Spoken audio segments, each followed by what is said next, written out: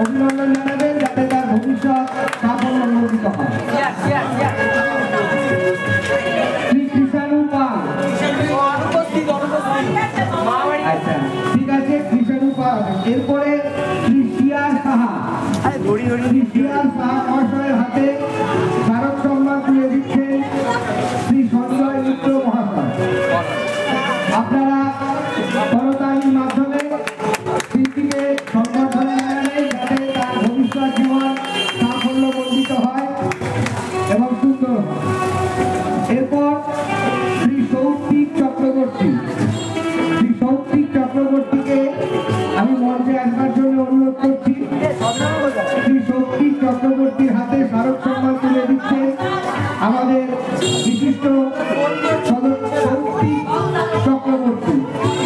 সৌত্বিক চক্রবর্তী শ্রী প্রদীপ রায় মহাশয়কে অনুরোধ করব যে তিনি স্মারক সম্মানটি তুলে দিয়ে সৌত্বিককে সম্বর্ধনা জানান এবং সবাই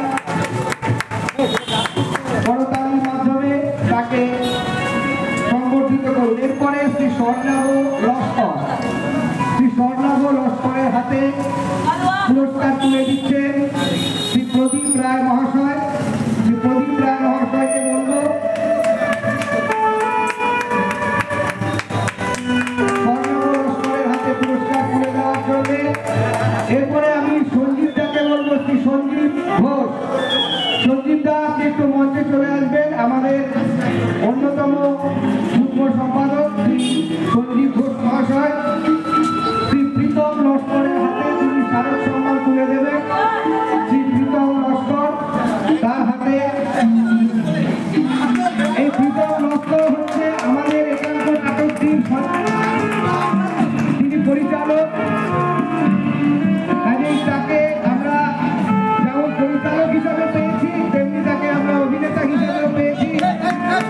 তাই তাকে আমরা খুবই অভিনন্দন জানাচ্ছি, তার ভবিষ্যতে সাফল্য কামনা করছি।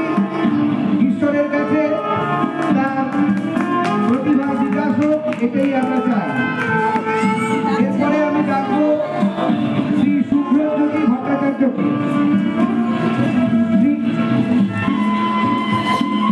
শ্রী শুভ্রজ্যোতি ভট্টাচার্যকে সম্বর্ধনা জানাবেন শ্রী সঞ্জয় মিত্র।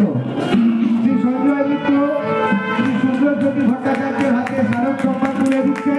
আপনারা করতালির মাধ্যমে তাকে আশীর্বাদ করবেন।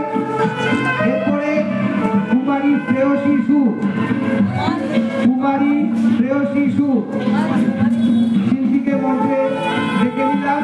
শ্রী পবিত্র ভদ্র মহাশয়কে অনুরোধ করব তিনি স্মারক সম্মান তুলে দিয়ে শিল্পীর ভবিষ্যৎ জীবনকে আরো সুন্দর সমৃদ্ধ হওয়ার জন্য আশীর্বাদ করবেন আপনারা সবাই।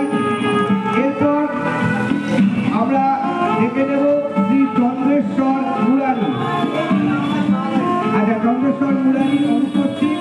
তাহলে যারা অনুপস্থিত রইলেন আমরা এই স্মারক সম্মানটি তাদের পরিবারের হাতে পরে তুলে দেব। এবার আমি আমাদের শ্যামা পূজা কমিটির পক্ষ থেকে শ্রী প্রদীপ রায় মহাশয়কে অনুরোধ করছি তিনি যেন দু একটি কথা বলে আমাদের উৎসাহ বর্ধন করেন।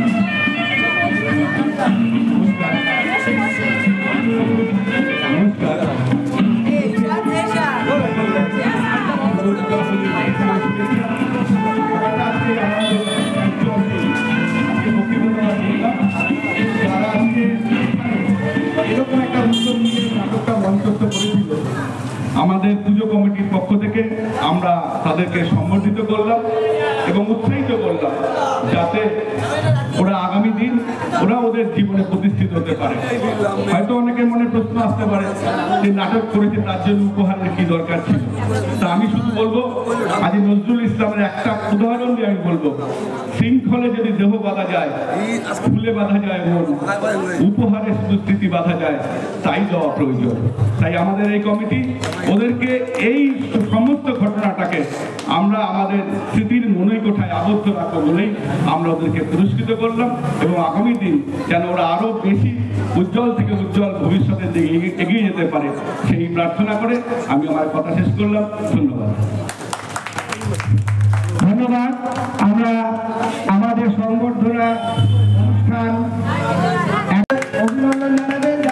ভবিষ্যৎ সাফল্য উন্নতিত হয়।